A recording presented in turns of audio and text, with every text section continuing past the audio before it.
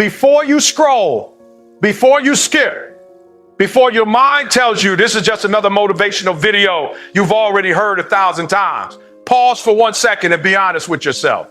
How many times have you promised change and then watched yourself fall back into the same routine? How many times have you felt fired up for a moment only to wake up the next day and do the same things, make the same choices, and feel the same quiet disappointment? Sitting in your chest, this is not about information. You already know what to do. You don't lack knowledge. You lack a psychological shift. You lack the moment where something inside you finally snaps and says, enough is enough. I'm done living in circles. Your mind is powerful, but it's also clever at protecting comfort. It will give you reasons that sound logical. It will tell you you're tired. It will tell you you deserve a break. It will tell you tomorrow is a better day to start. It will remind you of past failures and whisper that trying again is pointless. This is the psyche that keeps people trapped in the same patterns for years, not because they are weak, but because their mind is trained to avoid discomfort and choose familiarity over growth. And every time you obey that voice, you strengthen the very cage you say you want to escape. Right now, as you're listening to this, there is a version of you that is tired of this cycle, tired of feeling behind, tired of feeling like you're capable of more, but living less, tired of watching other people move forward while you stay stuck negotiating with your own potential. That version of you is not loud. It's quiet. It shows up late at night when distractions fade and the truth gets heavier. It's the part of you that feels the weight of wasted time. It's the part of you that knows you were meant for more than survival mode. This video is not for the part of you that wants comfort. It's for the part of you that is ready to be uncomfortable if that's the price of becoming better. If you stay with me until the end, this is not going to be a speech that makes you feel good for a few minutes and then disappear. This is going to challenge the way you see your own mind. You'll start to notice the loops you keep running in. You'll recognize the excuses you've been calling logic. You'll see how your habits are not random, but trained responses you've been repeating for years. And once you see the pattern clearly, you can't unsee it. Awareness is the beginning of escape. You can't change what you keep pretending you don't notice. This is your moment to stop consuming motivation like entertainment and start using it as a mirror that shows you where you've been lying to yourself, a mirror that shows you where you've been choosing comfort over growth, a mirror that doesn't judge you but refuses to let you stay asleep.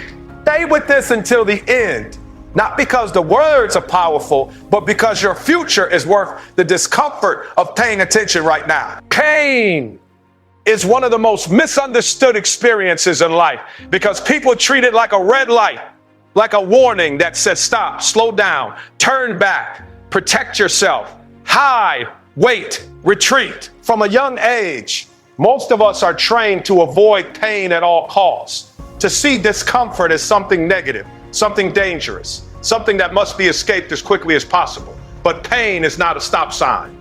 Pain is a signal. Pain is information. Pain is feedback from life telling you that you are at the edge of your current limits, that you are stepping outside of what is familiar, that you are being stretched beyond the comfort zone that once kept you feeling safe. And growth never happens inside safety. Growth only happens when something inside you is challenged enough to change. Every person who has ever built something meaningful has walked through pain. The pain of waking up early when the body is begging for rest.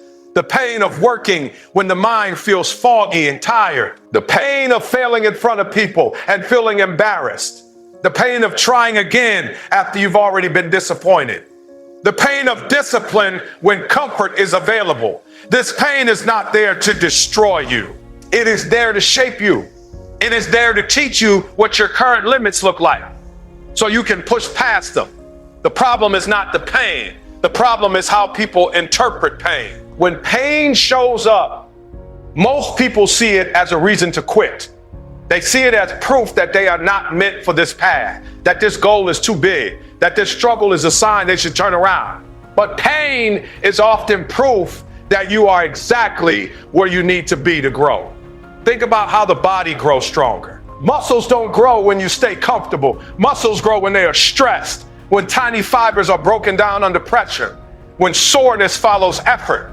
That soreness is not damage. It is adaptation in progress. The same law applies to the mind, to character, to discipline, to confidence. When you feel mental pain, emotional resistance, inner discomfort, it means your old identity is being challenged. It means your habits are being questioned. It means the version of you that loves comfort is being forced to confront the version of you that wants more from life.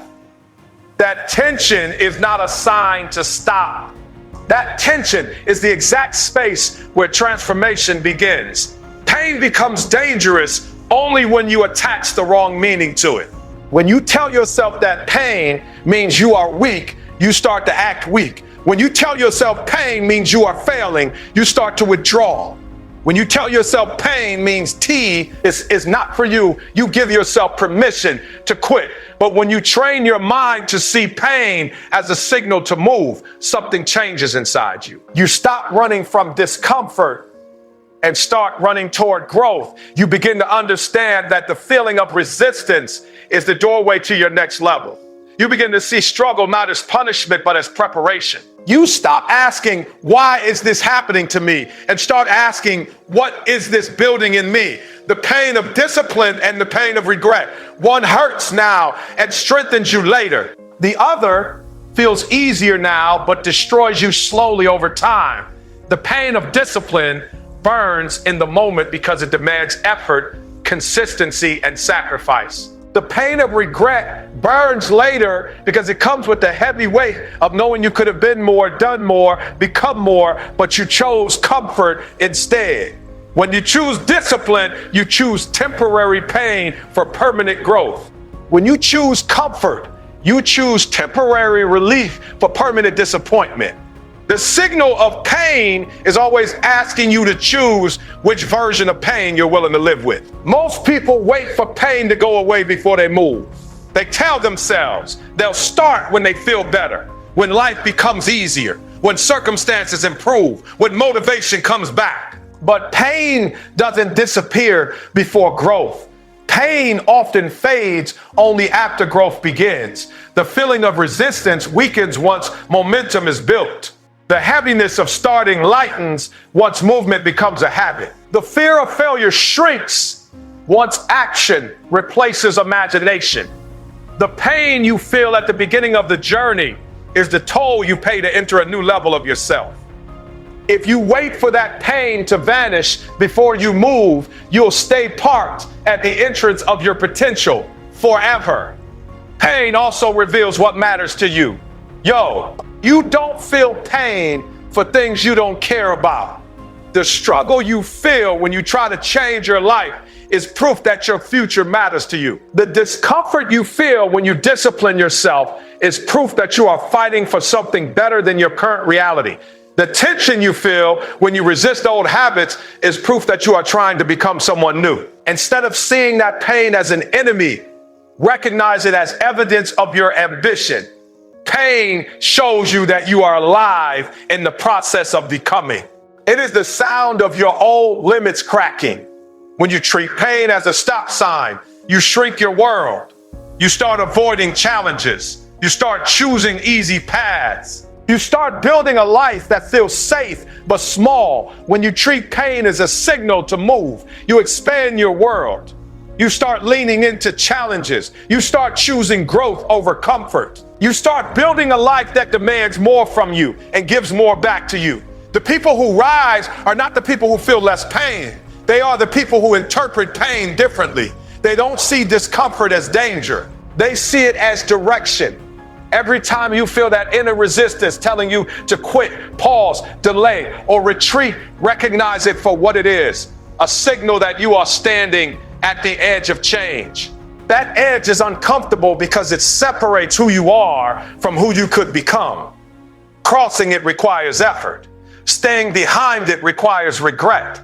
Pain is not telling you to stop. Pain It's asking you a question. Will you choose the familiar discomfort of staying the same or the unfamiliar discomfort of growing into more? The answer to that question, repeated daily in small moments, determines the entire direction of your life. At some point in life, every person has to face the uncomfortable truth that waiting to be rescued is one of the quiet ways people ruin their own potential. From childhood, many of us grow up believing that someone will step in at the right time, that help will arrive when things get too hard, that opportunity will knock loudly on the door, that a mentor will appear, that luck will change our situation, that someone with power will notice our struggle and lift us out of it. This belief feels comforting, but it slowly trains the mind to stay passive. It teaches you to pause your own effort while you wait for an external force to change your reality. The hard truth is that nobody is coming to save you from the work you were meant to do yourself. Support may come, guidance may appear, chances may open up, but the responsibility for your life will never be outsourced. When you expect to be saved, you unconsciously delay your own growth. You start thinking in terms of permission instead of responsibility. You wait for motivation instead of building discipline. You wait for clarity instead of taking action and learning along the way. You wait for confidence instead of acting despite fear.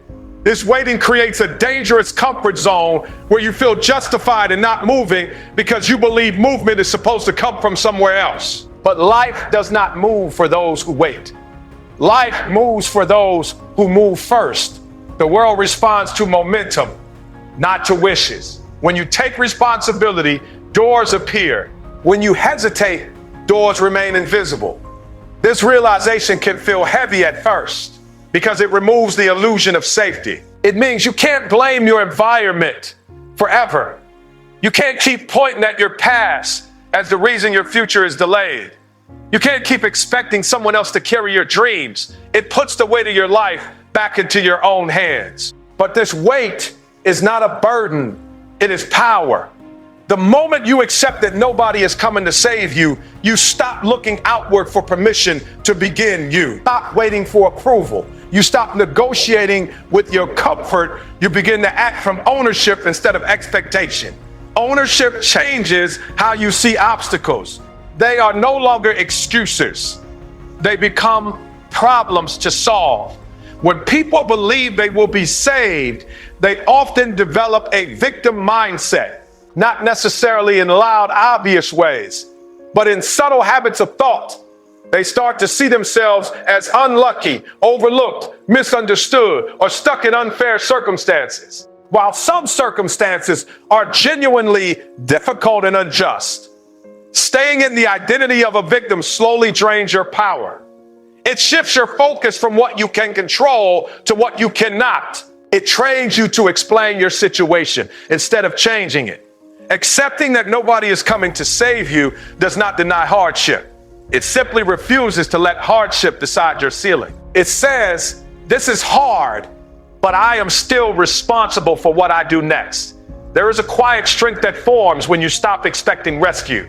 You become more resourceful because you know you must figure things out. You become more resilient because you understand no one else will absorb the pain for you.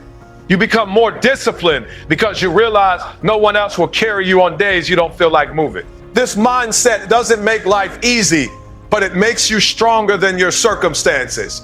You stop asking who will help me and start asking what can I do with what I have right now. That shift alone can change the entire trajectory of a life. Expecting to be saved also creates disappointment. When people don't show up the way you hoped, when systems fail you, when opportunities don't arrive, you feel betrayed by life itself. But life never promised to carry you. Life promised to respond to effort, to consistency, to courage. When you drop the expectation of rescue, you drop the emotional dependency on outcomes you can't control. You become steadier. You stop riding emotional highs and lows based on whether someone noticed you today. You start building regardless of recognition. This is the mindset of people who grow quietly for a long time and then surprise everyone with how far they've gone. This doesn't mean you reject help or refuse support. It means you don't wait for it before you begin. You don't pause your effort because someone hasn't arrived yet. You move first, and when support comes, it adds to your momentum instead of replacing it. The difference is huge. One mindset says, I'll start, and if help comes, I'll use it wisely. The first mindset creates stagnation. The second creates progress. Support works best when it meets action already in motion. When you truly accept that nobody is coming to save you, your relationship with effort changes. You stop seeing work as punishment and start seeing it as your lifeline. You stop seeing discipline as cruelty and start seeing it as self-respect. You stop waiting for perfect conditions and start building under imperfect ones. You stop romanticizing success and start respecting the grind that creates it. This acceptance matures you. It moves you from wishing into building, from hoping into doing, from dreaming into becoming. There is also a deeper psychological freedom in this truth. When you don't expect to be saved, you stop feeling abandoned. D by life. You stop carrying resentment toward people who didn't show up for you. You stop replaying old disappointments in your mind. You accept that no one owed you rescue, and that frees you from bitterness. You take your power back from the past. You stop waiting for apologies, validation, or closure to move forward. You give yourself permission to become without needing anyone's approval. This truth doesn't make you cold. It makes you grounded. It doesn't make you selfish. It makes you responsible. It doesn't isolate you. It strengthens your foundation so that when relationships, opportunities, and support enter your life, they add to your strength instead of becoming the source of it. You become someone who stands on their own feet and welcomes connection rather than someone who leans so heavily on others that they collapse when support is removed. In the end, realizing that nobody is coming to save you is not a sentence of loneliness. It is an invitation to step into your own authority. It is the moment you stop waiting for life to happen to you and start making life happen through you. It is the shift from being carried by hope to being driven by responsibility. And once that shift happens, your progress no longer depends on rescue.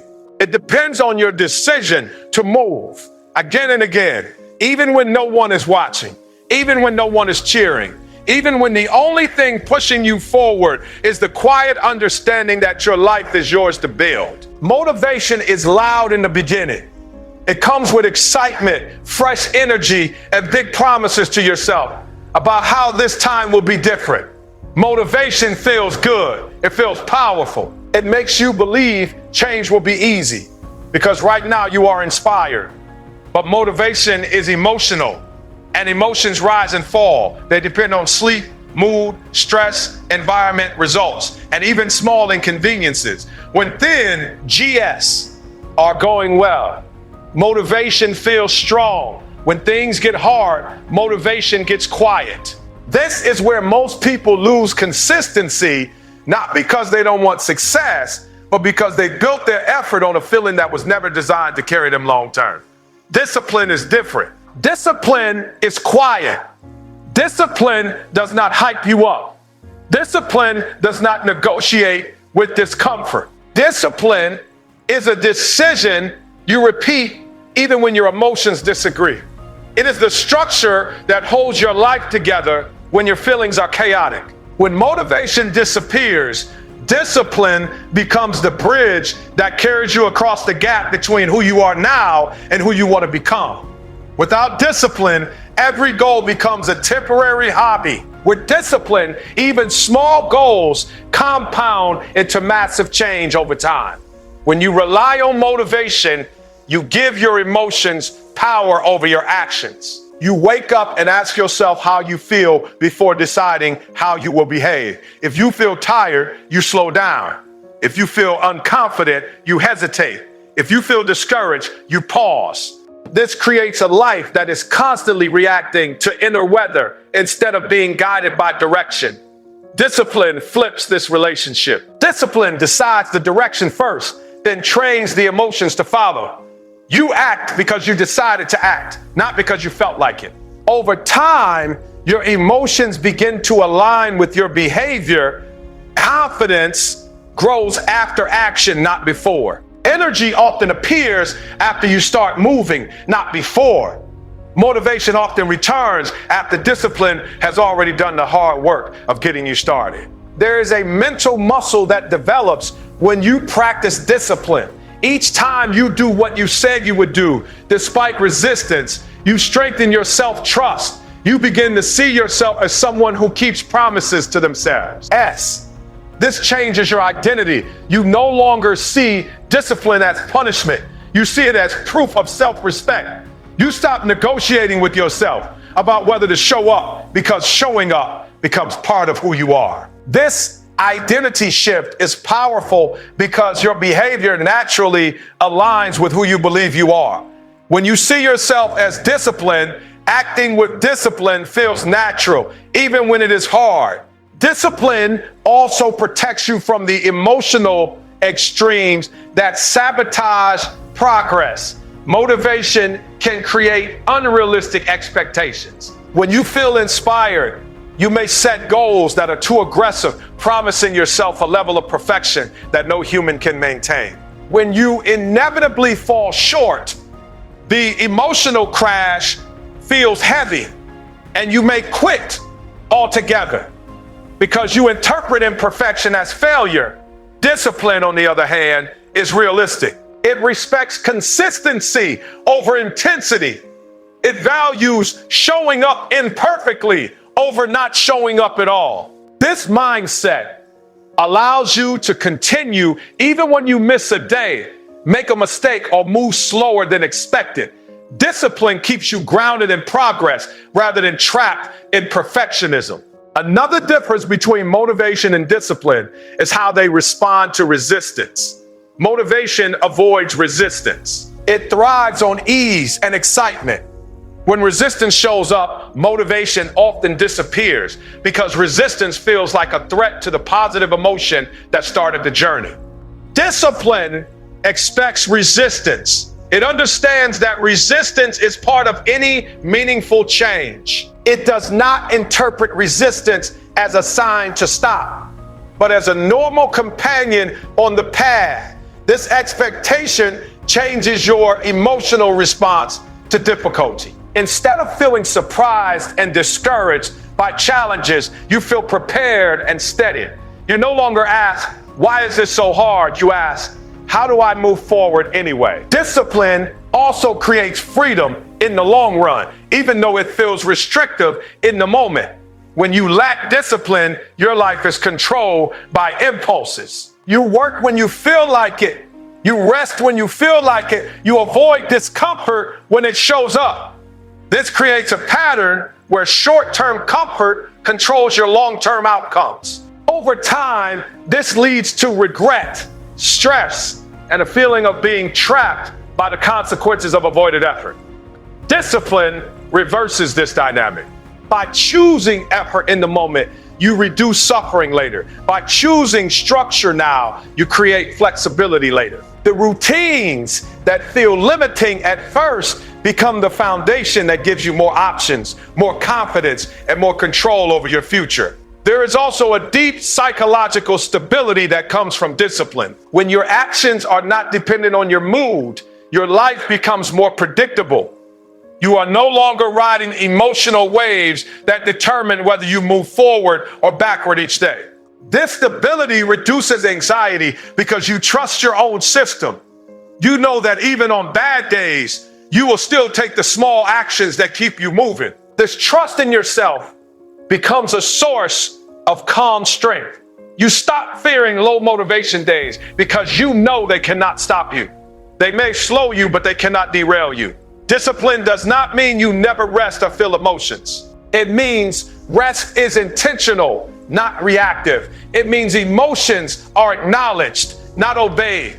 You can feel tired and still take one small step. You can feel unmotivated and still keep your routine. You can feel discouraged and still show up. Over time, this creates emotional maturity. You stop seeing emotions as commands and start seeing them as information. You feel them, you respect them, but you don't let them drive the car. You become the driver of your actions, and your emotions become passengers who may complain but cannot change the destination. When motivation fades, discipline becomes the proof of how serious you are about your life. Anyone can move when they feel inspired. Few people move when they feel nothing. The ones who build extraordinary lives are not the most motivated. They are the most disciplined. They are the ones who learn to move on empty days, to work on boring days, to stay consistent on days that feel pointless. Over time, those ordinary disciplined actions stack into extraordinary results.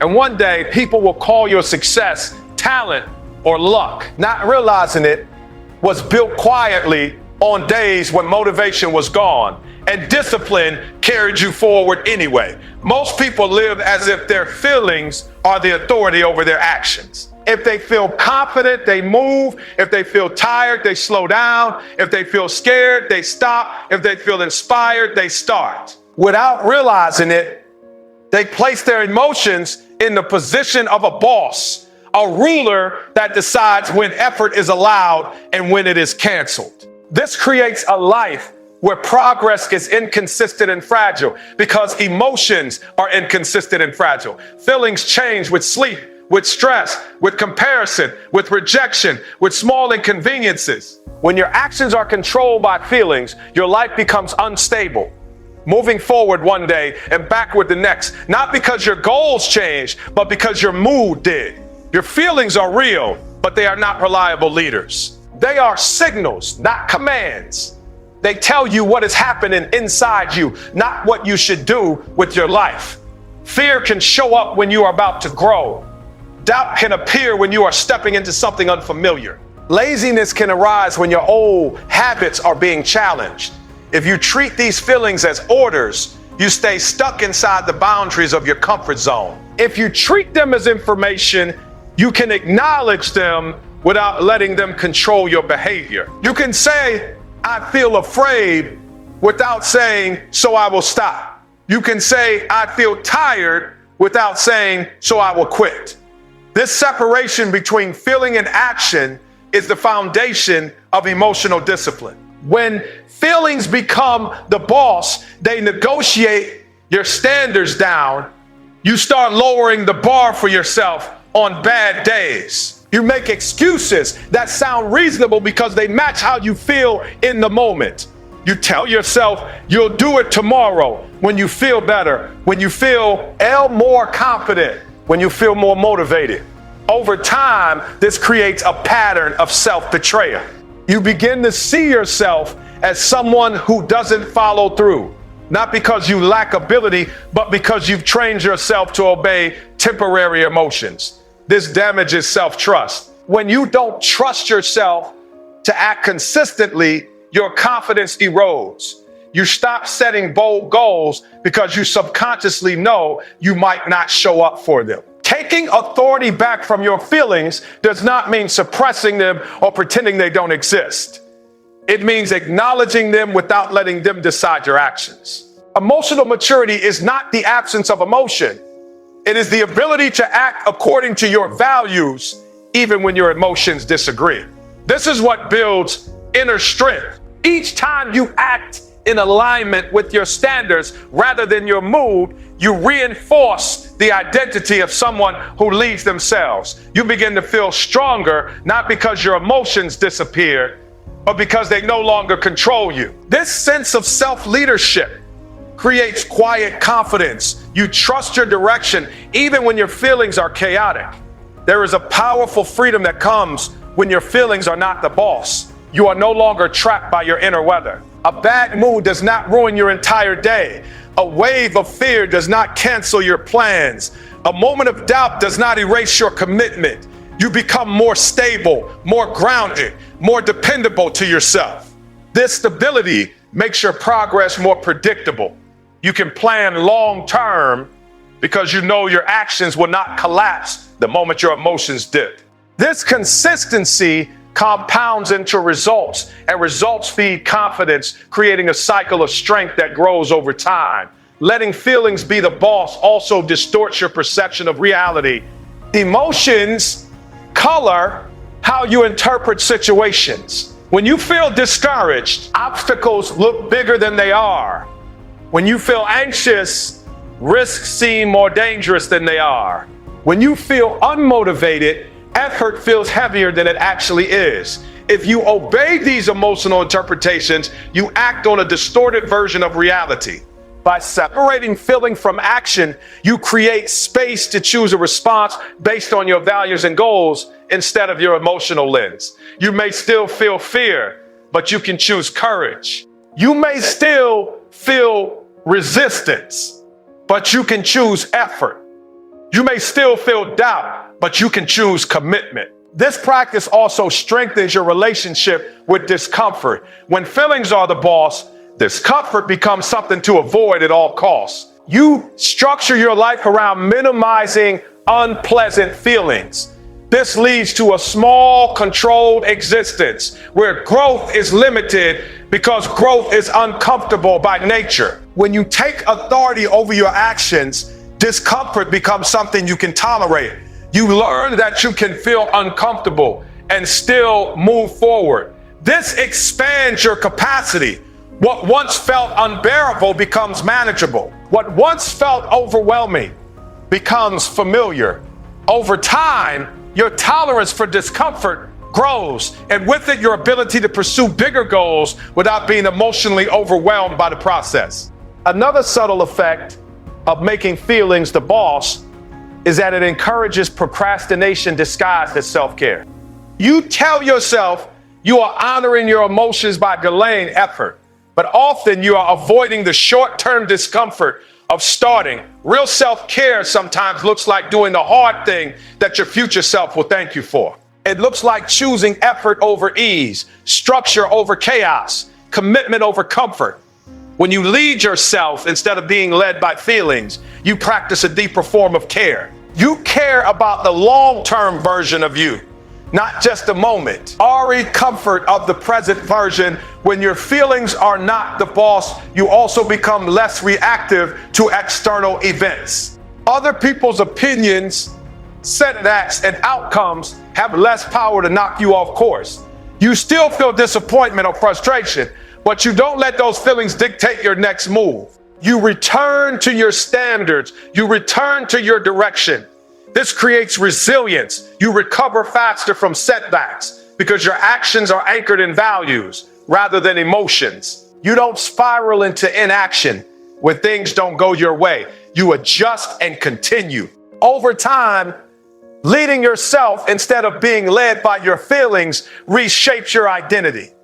You begin to see yourself as someone who is steady under pressure, someone who does not collapse when emotions get intense. This self-image reinforces disciplined behavior. You don't have to hype yourself up to act. You simply act because that is who you are becoming. Your emotions still exist, but they no longer define your direction. They become part of the journey, not the steering wheel. In the end, when your feelings are not the boss, your life becomes more intentional. You choose your actions based on who you want to become, not how you feel in the temporary moment. This choice, repeated daily in small ways, creates a powerful inner authority. You become the leader of your own behavior. You stop being ruled by passing moods and start being guided by lasting values. And that shift, quiet as it may seem, is one of the strongest foundations for consistent growth and long-term change. Big dreams often die quietly, not because they are impossible, but because people try to carry them with bursts of emotion instead of steady daily action. When someone imagines a powerful future for themselves, the vision can feel overwhelming. The goal looks massive, distant, and heavy. In that emotional weight, it becomes easy to delay, to overthink, to wait for a perfect moment that never arrives. Quitting doesn't always happen in a dramatic moment. More often, it happens slowly through small acts of avoidance that feel harmless in the moment. This is why small daily actions are so powerful. They don't fight your dreams directly. They protect them from being crushed by the pressure of their own size. Small actions work because they bypass the part of the mind that fears big change. When you tell yourself you need to transform your entire life, your mind resists. It sees risk, uncertainty, and potential failure. But when you tell yourself to take one small step today, the resistance drops. The mind doesn't panic about one page of reading, one workout, one honest conversation, one focused hour of work. These small actions feel manageable. Yet when repeated daily, they quietly build momentum. Momentum changes your emotional relationship with your goals. What once felt heavy begins to feel familiar. What once felt distant begins to feel reachable. This shift is subtle, but it is how people move from dreaming about change to actually living it. Small daily actions also protect you from the emotional drama that leads to quitting. When goals are approached only through big bursts of effort, failure feels catastrophic. If you try to overhaul your habits in one intense wave and then miss a day, it feels like the entire plan has collapsed. This emotional crash often leads to quitting because the mind interprets imperfection as proof that the goal is unrealistic. Small actions create a different emotional environment. Missing one small step does not feel like total failure. It feels like a minor interruption that can be corrected the next day. This keeps you in the game. It shifts your focus from being perfect to being consistent. Consistency is the quiet force that outlasts motivation and protects you from the all or nothing mindset that kills long-term progress. There is also a psychological advantage to small daily actions because they build identity. Each small action is a vote for the type of person you are becoming. When you write a few lines every day, you start seeing yourself as someone who writes. When you train a little every day, you start seeing yourself as someone who trains. When you study a bit every day, you start seeing yourself as someone who learns. This identity shift is powerful because behavior follows identity. Once you believe you are the kind of person who shows up daily, quitting feels inconsistent with who you are becoming. You are no longer just chasing a dream. You are becoming the person who lives in alignment with that dream. This identity-based momentum is much stronger than motivation because it is rooted in who you believe you are, not just what you want. Small daily actions also reduce fear of failure because they make failure less dramatic. When your entire plan depends on big, rare moments of effort, the pressure on each moment is intense. You feel like you can't afford to mess up. This pressure can create anxiety and avoidance. Small actions spread the weight of progress across many moments. No single day carries the entire burden of your dream. This reduces emotional pressure and makes it easier to start. Starting is often the hardest part, and small actions lower the barrier to beginning. Once you begin, continuing becomes easier. This creates a rhythm of action that slowly drowns out the voice that tells you to quit. Another way small daily actions destroy the urge to quit is by creating visible progress. Quitting thrives in the absence of evidence. When you feel like nothing is changing, the mind starts questioning whether the effort is worth it. Small daily actions produce small but consistent results that you can observe. These small wins feed belief. Belief feeds effort. Effort feeds more results. This cycle builds self-efficacy, the sense that your actions matter. When you see proof that your actions are creating change, even in small ways, the temptation to quit loses its power. You no longer feel like you are moving blindly. You feel like you are building something real, brick by brick. Small actions also train patience. Big dreams often die because people expect big results too quickly. When progress is slow, disappointment sets in, and quitting feels justified. Small daily actions teach you to respect the process. They anchor you in the present moment instead of constantly measuring yourself against a distant outcome. You learn to value the act of showing up as a success in itself. This mindset reduces the emotional volatility that comes from chasing quick results. You become less attached to immediate outcomes and more committed to long-term growth. This patience is not passive. It is active consistency over time. It is the patience of someone who keeps building even when the results are not yet visible. There is also a compounding effect to small daily actions that people often underestimate. One small action seems insignificant in isolation, but repeated over weeks, months, and years, it becomes a force that reshapes your life. This compounding is not just external, it is internal. Your confidence compounds. Your skill compounds. Your resilience compounds. Your ability to tolerate effort compounds. Quitting becomes harder because you have invested in yourself consistently. The longer you stay consistent, the more momentum you build, and the heavier quitting feels because you are no longer starting from zero.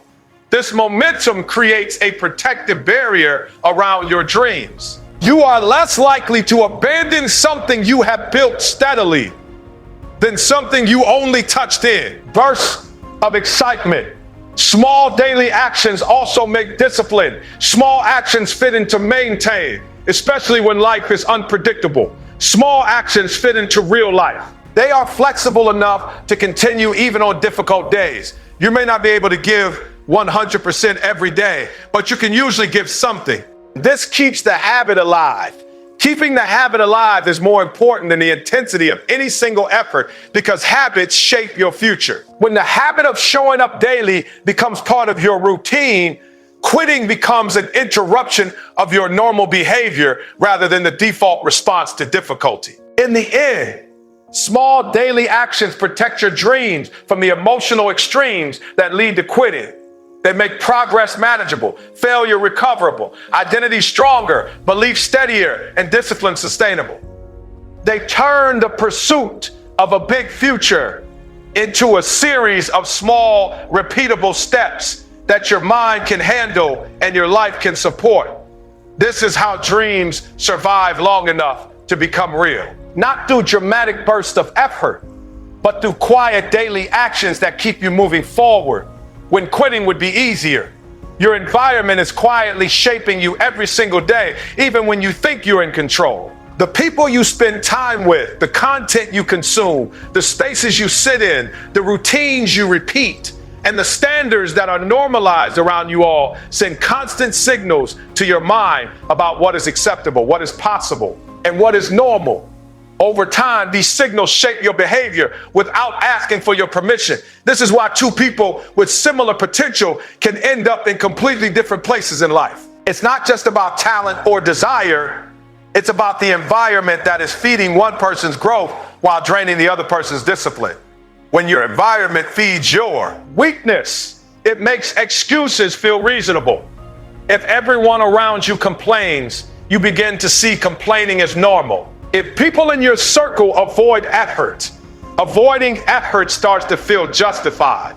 If distraction is everywhere around you, focus starts to feel unnatural. The environment lowers the internal cost of staying small. You don't feel much friction when you choose comfort because comfort is supported by what surrounds you. This is dangerous because it numbs you to your own potential.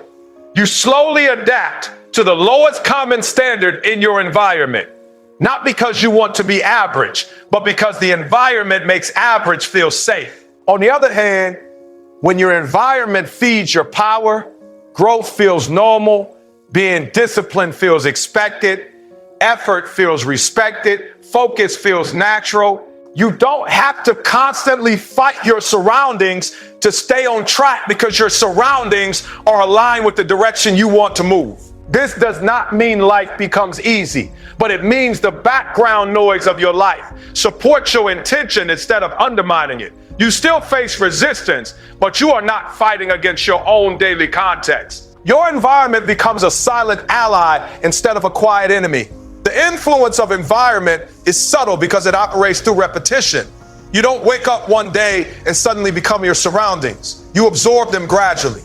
The jokes people make, The habits they model, the excuses they normalize, the standards they tolerate all seep into your thinking. Over time, these repeated exposures shape your inner dialogue. You start talking to yourself the way your environment talks to you. If your environment speaks in doubt, you learn doubt. If your environment speaks in ambition, you learn ambition. This is why changing your environment, even in small ways, can create immediate shifts in how you feel.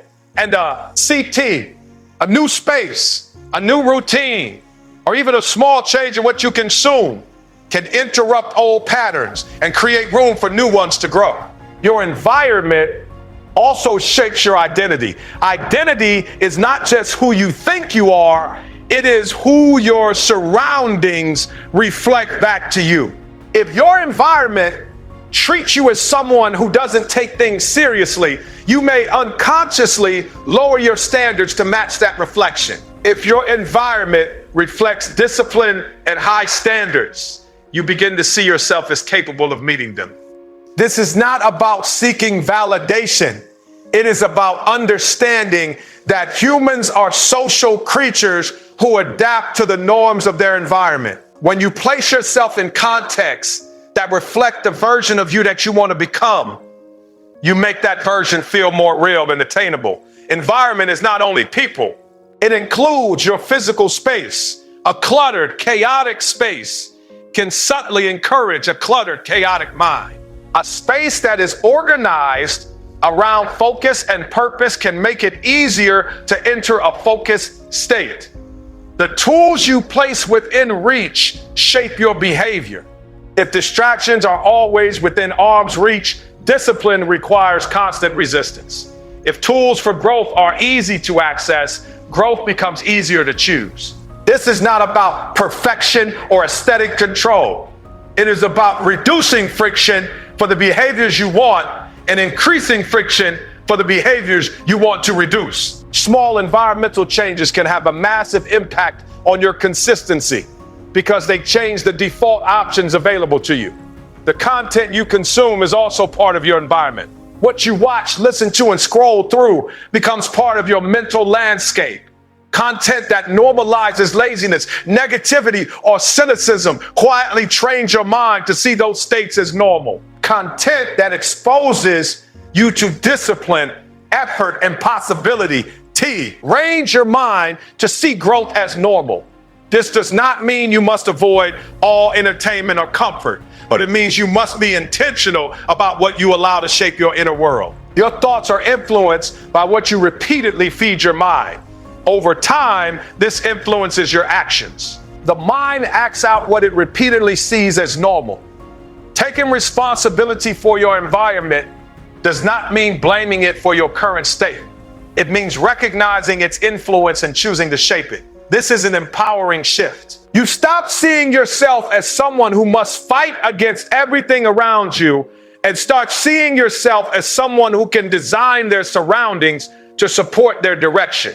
This may mean creating boundaries with people who constantly pull you into old patterns. It may mean changing how you use your time in certain spaces. It may mean redesigning small parts of your daily routine so that discipline becomes the easier choice. These changes may feel uncomfortable at first because they disrupt familiar patterns, but they create a new normal that aligns with your growth. There is also an internal environment, the emotional and mental climate you create within yourself.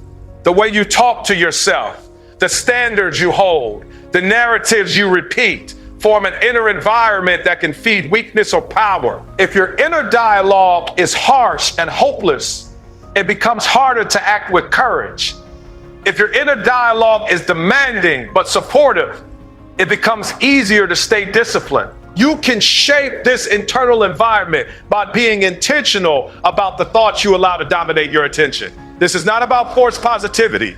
It is about creating an inner climate that supports effort instead of sabotaging it. Over time, the environment you choose becomes the soil in which your habits grow. Weak environments grow weak habits. Strong environments grow strong habits. You may still struggle, but the direction of your struggle changes. Instead of constantly fighting your surroundings, you start working with them. Your environment becomes part of your strategy for growth rather than an obstacle you must overcome daily. This alignment between your surroundings and your goals reduces the mental load of discipline. You no longer rely solely on willpower.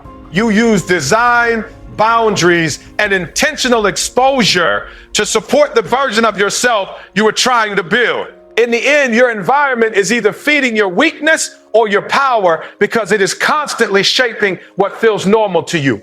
When you become conscious of this influence, you gain the ability to choose what you allow to shape you. That choice, repeated in small ways, changes not just what you do, but who you become over time.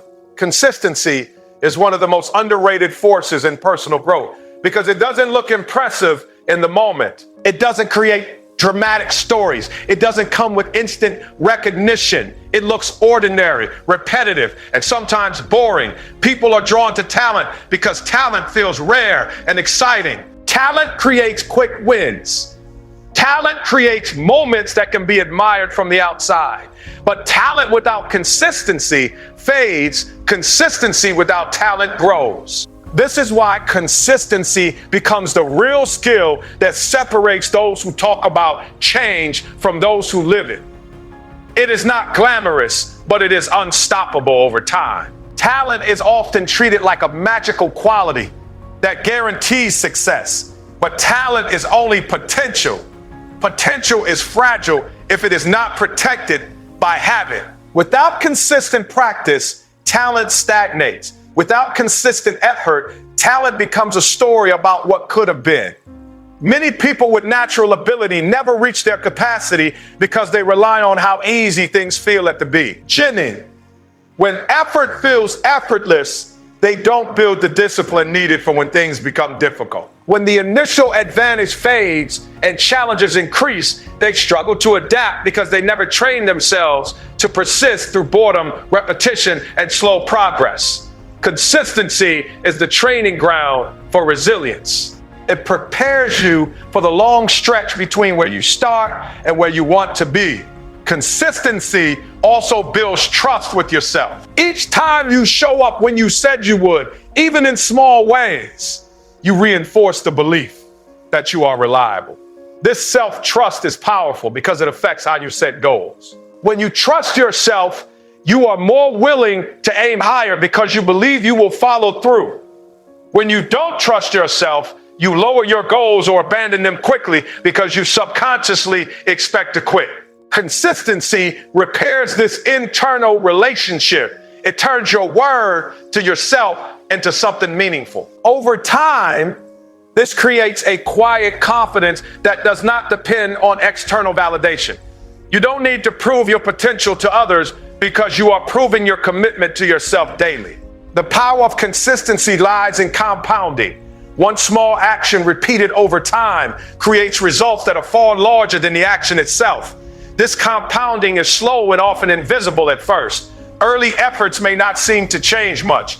This is where many people quit because they expect progress to be linear and visible. Consistency teaches you to respect delayed results. It trains you to keep showing up even when the feedback loop is slow. This ability to work without immediate reward is rare and valuable. It allows you to build skills, habits, and momentum that others abandon because they did not see quick returns. Over time, the accumulation of small efforts creates a gap between you and those who only worked when it felt exciting. Consistency also protects you from emotional volatility. When you act consistently, your progress is less dependent on your mood. You don't surge forward only on good days and stall on bad ones. This creates stability in your growth. You may not always feel inspired, but you continue moving. This steadiness reduces anxiety because you are not constantly worried about falling off track. You know that even if you have a low energy day, you will still take a small step. This predictability in your behavior creates a sense of control over your life. You are no longer at the mercy of emotional highs and lows. You become someone who progresses steadily regardless of internal fluctuations. Another hidden strength of consistency is that it simplifies decision making. When behavior becomes habitual, you don't have to debate with yourself every day about whether to act. The decision has already been made by your routine. This reduces mental fatigue. You spend less energy convincing yourself to start and more energy actually doing the work. This efficiency adds up over time. Many people underestimate how much energy is wasted in daily negotiations with themselves. Consistency removes the negotiation. You act because it is what you do, not because you are trying to persuade yourself to do it. This makes long-term effort sustainable. Consistency also reshapes how you see setbacks. When you are consistent, a setback is a temporary deviation, not a collapse. Missing one day does not define you because you have a pattern of showing up. You return to the routine without dramatic self-judgment. This resilience is crucial for long-term growth. People who are inconsistent tend to interpret setbacks as proof that they cannot change. This leads to quitting. People who are consistent interpret setbacks as interruptions in a larger pattern. This leads to recovery. The difference is not talent. It is the existence of a stable baseline of behavior that you can return to. There is also a deep psychological comfort in consistency because it creates rhythm. Humans thrive on rhythm. When your actions follow a steady pattern, your nervous system feels more regulated. You experience less chaos in your daily life. This emotional regulation makes it easier to handle stress because you have stable anchors in your routine. Your habits become grounding points that you can return to when life becomes unpredictable. This stability supports mental health and makes growth feel less overwhelming. You are not constantly reinventing your process. You are refining it. Over time, consistency changes your identity. You stop seeing yourself as someone who tries occasionally and start seeing yourself as someone who shows up. This identity shift is powerful because it influences future behavior automatically. When you believe you are consistent, acting consistently feels aligned with who you are. Quitting feels like a break in character. This internal pressure is healthier than external pressure because it comes from your values rather than from fear of judgment. You act in alignment with your identity, and your identity strengthens through your actions. This creates a self-reinforcing loop of growth. In the long run, consistency outperforms bursts of talent because life is long. There will be seasons when you feel strong and seasons when you feel weak. There will be periods of clarity and periods of confusion. Consistency carries you through all of them. It does not depend on perfect conditions. It adapts. It continues in small ways, even when big efforts are not possible. This adaptability is what makes consistency durable. Talent can fade if it is not maintained. Motivation can disappear. Circumstances can change. Consistency remains because it is buoy, LT, into how you operate, not how you feel. This is why consistency becomes the real talent. It is the skill of showing up again and again, of continuing when progress is slow, of returning after setbacks, of honoring your commitments to yourself even when no one is watching. Over time, this skill compounds into results that look like talent from the outside. People see the outcome and call it natural ability, not realizing it was built through ordinary repeated actions done over a long period of time. Before this ends, I want you to understand something about this moment right here. Not the speech, not the words. This moment, the moment where you decide whether this was just another video you watched or the line in the sand where your old patterns stop owning you. You've heard powerful things before. You felt motivated before. You've promised yourself change before. And if you're honest, you've also gone back to the same habits before. That doesn't make you weak. That makes you human. but staying there is a choice. And today, right now, you get to choose whether this message fades like every other one, or whether this is the time you finally move differently. Nothing in your life changes just because you felt something. Feelings fade, the fire cools down, the noise of the world comes back. Your problems will still be waiting when this video ends. Your excuses will still sound reasonable. Your comfort zone will still invite you back. The difference is what you do when the screen goes dark and nobody is clapping for you. This is where real change happens. In silence, in repetition, in the small decisions that don't look heroic, but build heroic outcomes over time. If you wait to feel ready, you'll wait forever. If you wait for life to be fair, you'll waste your future. If you wait for someone to save you, you'll stay stuck in the same loop.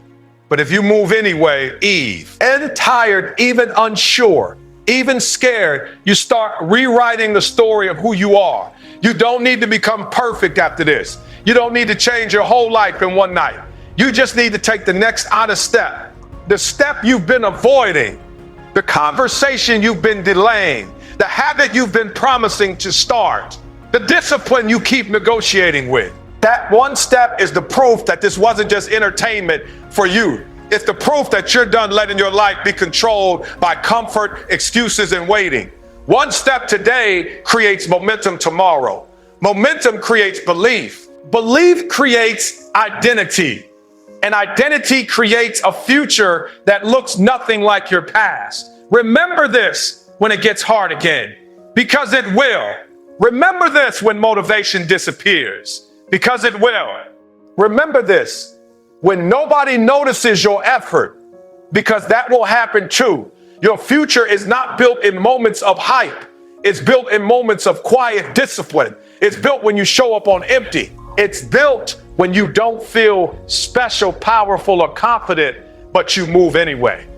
That's how ordinary people build extraordinary lives. Not through talent alone, not through luck, not through waiting, but through repeated action when nobody is watching. So don't close this video and go back to being the same person who started it. Don't let this be another emotional moment that fades into memory. Let this be the moment you decided to stop negotiating with your potential. Let this be the moment you chose effort over excuses, discipline over comfort, movement over waiting. The next chapter of your life does not begin tomorrow. It begins the second this video ends, when you stand up and do one small thing your future self will thank you for.